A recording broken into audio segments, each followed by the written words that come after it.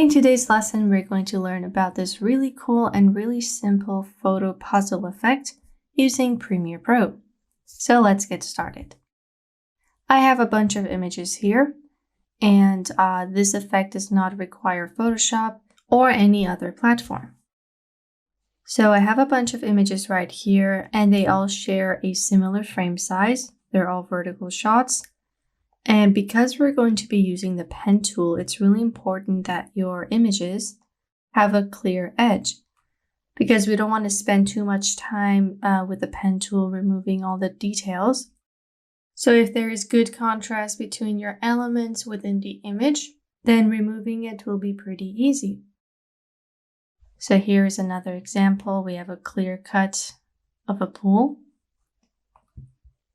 Here we have this sand mountain, and they're all really easy to remove with the pen tool. We're going to make a sequence from one of these images. I'm going to go with one that is a vertical shot. So this one, drag it right in. This is the tallest one, that's why I chose it. And now everything else will go inside the frame size. All right, we can close this off. And begin with our first image. So this depends on how many cuts you want to make on each image. And based on those cuts, you're going to have more slides to work with. So for my first image, I want 3 cuts, one of my subject, one of the mountain, and another of the sky. So I'm going to duplicate this 3 times, hold down Option or Alt, click and drag right above. And then we want to offset each one so we get this staircase effect. So for the first one, let's zoom right in on the subject. Grab your first image, go to Effect Controls, grab the pen tool right here, and mask around your subject. It doesn't have to be perfect because this is a cutout effect. So those harsh lines are actually favored. If you hold down Edge, you're going to get the hand tool, which can help you navigate through the different parts of your image. And then go back with the pen tool and finish your mask. Once you have a cutout of your subject, you can bring these points closer so we get less of the sand. This way the cutout will look better. You can also click and drag to choose a few points together and just pull them down.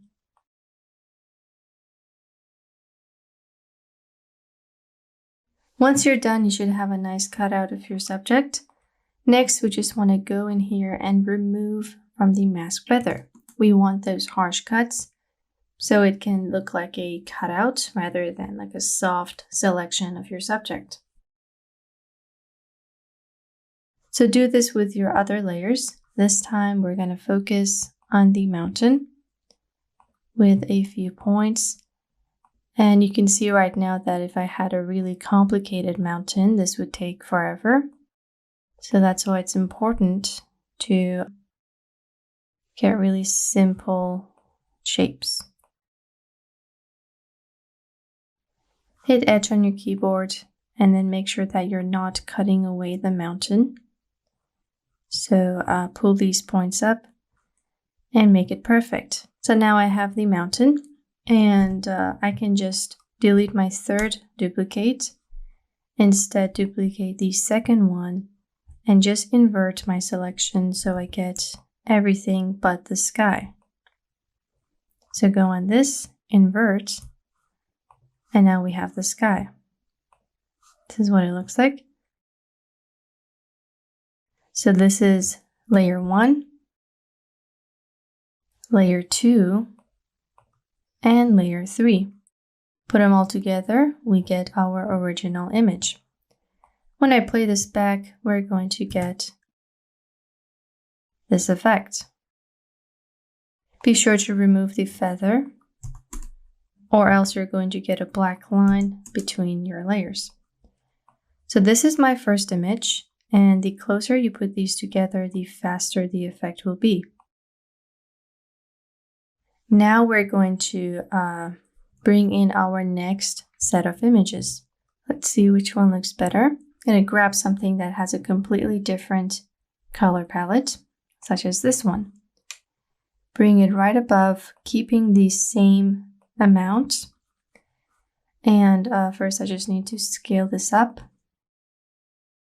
And then what you want to do is to always color code your images so that it becomes less confusing. So anything with the color pink is my first image. Anything with the color yellow is my second image. Here I'm going to use the pool. So just make points around the corner. It's pretty easy since they have sharp edges. So I have the pool here. Remove from the mask feather by holding down Option or Alt. Drag it right above and just invert the selection. So we get everything but the pool. So far, this is what we have. And we're just going to keep doing this until we have all of our cuts and all of our images. So once you're done, you should have 6 images, each one with a different cutout. Now I just wanted to show you guys some other ways that you can stack these guys on top of each other so that they look a little different. One technique is to reverse it, meaning that once you have your second image laid out, you're going to let it be on screen for a few seconds, then reverse the movement. So I'm going to cut the pool right here, get rid of it, and then we have the hole once again. But now we're going to reveal the next image, starting with the background, and then put this guy right above. So we have this sandwich effect, and I'm just going to duplicate this. Let's pull this up one floor, duplicate this, and put it right here. So one is on the bottom, the duplicate of this is above, and the third image, the second cut it's going to be offsetted like so. So let me just show you what I mean here. This is the first image that is of the grass. Second one is a duplicate of this, which now goes on top. Third is the sky. So put it all together and we have like a reverse movement to reveal our next image. Another technique is for when you have like a surrounded area like this. This is what it looks like. I'm going to put this right above my first image, and that's going to like kind of put this new image in a cave and allow me to just show my other half. So just put it right here. And now we have our image. So you're kind of making a puzzle essentially with all of your different cuts. We get our next image. Let's see how we can bring in the next one. So we have 3 cuts here, one of the subject, one of the water, and another of the sky. Let's open this up. I'm going to put the subject right in the middle. It's going to look really random, but we're going to introduce the water behind the cave. I think this was the cave. So this is the cave. I'm going to cut the inside so we get this hole, and then introduce the water right underneath. I'm going to put them both together so the sunset is there too.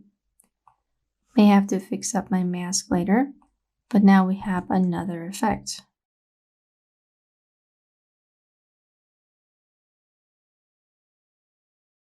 You can also have the cave stay there for a bit longer before we introduce our final image. So you're just playing around with the different things. Let's see what our last image is. All right, so we have another 3-parter, which means that I can put the car right there. Then bring in the next items. So we have this staircase. Play this back and we have a really nice effect.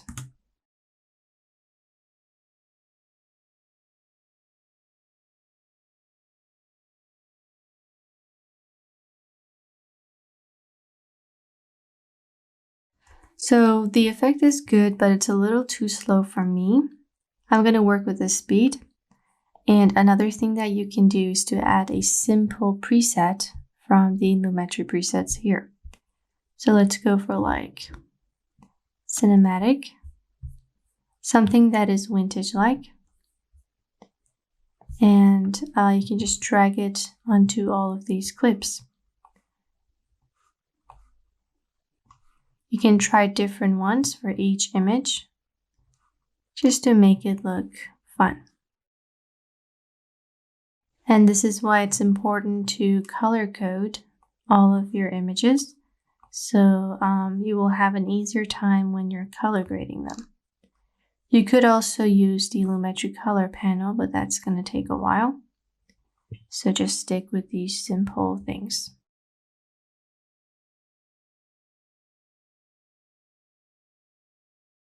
You can also see a preview of the preset before you apply it onto your video. So right there in the effect controls, you can see the effect panel, you can see the little cuts, and based on how it looks on my video, I can decide which one to choose. Now to avoid a black screen at the start of my video, I'm going to grab everything and pull it up one floor. Get a color matte in my project panel. And perhaps choose like either white or a neutral color. Bring it right underneath and we get something that is better. We can cut it after the first image has revealed itself, and then we will not have a black screen. You can also create some sort of animation and take it a step further. This is of course optional, but in instances where you have a separate subject, for example here we have a car, I can add like a position keyframe, a scale keyframe, and make this more dynamic. So for this one, I'm going to move my playhead here before the rest of the image shows up, make a keyframe for position, go back to the beginning, and like push it in the direction that the car would be coming from. If you want to add motion blur, you can add the transform effect and get that right there. So now this car is going to like zoom in and the rest of the image will follow after. Let's try this with our second subject. We're going to maybe have him come from below and rotate. Make your keyframe for position and rotation, push them back, and then go forward. Maybe use position Y to just push it completely away. Just make sure that it doesn't collide with the second and third layers. So here I just pushed it down, and maybe we can rotate it at 360 degrees. So it's gonna like flip in here if you want to do that. Or you can do like a slight turn. Go forward so you can see and kind of do like a window effect. I'm gonna go with -90. Match it with the first keyframe, and now it's gonna like show up. To pull this down, it's gonna show up like this, and then match with all the other images. I'm also gonna cut the cave a little bit after, and then the car shows up. And if you have any other element, you can do that. Let's try scale on the tiny subject we have here. Zoom right in, go like halfway through, make a keyframe for scale at 100, go to the beginning and make it 0. So it's going to scale in and then we get the rest of the image. Now all that's left to do is to work with the speed. We don't want a slow animation. I'm going to grab both of these and just push them back like so. Then bring the rest in. So I'm just working with the speed of the layers. Play it back, experiment until you get something you're happy with. And then you're done. You got yourself a nice travel montage. So it was really easy and simple to do, and you can use this for any other purpose. It's a pretty trendy effect nowadays, so you can just hop on the trend and use it to spice up your videos. So I hope you guys enjoyed this lesson, and I will see you in the next one.